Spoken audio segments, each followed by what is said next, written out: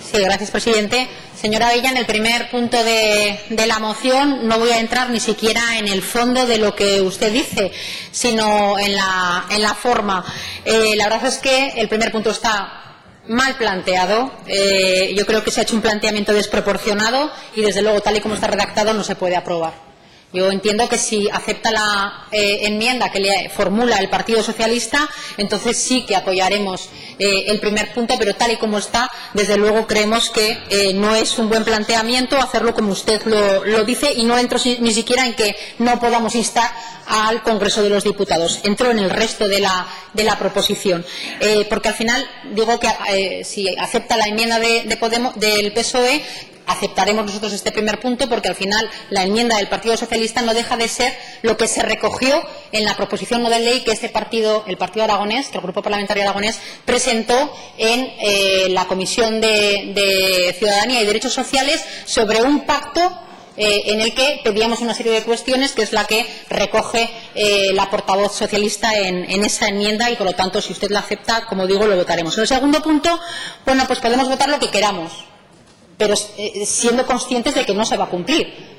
porque el gerente del Instituto Aragonés de Servicios Sociales, en una entrevista, lo primero que dijo es que es imposible y materialmente imposible acabar con las listas de espera en materia de dependencia en nuestra comunidad autónoma, y desde luego es materialmente imposible hacerlo habiéndosele detraído al presupuesto de 2016 15 millones en materia de dependencia. Esto no quita, como digo, para que en el resto podamos estar de acuerdo, porque yo creo que de lo que se trata aquí es de que entre todos tratemos de resolver un problema real que tiene Aragón, que tenemos en la comunidad autónoma, que afecta a miles de aragoneses. En Aragón hay 32.000 dependientes, 17.800 están recibiendo diferentes ayudas o servicios, pero hay 14.000 aragoneses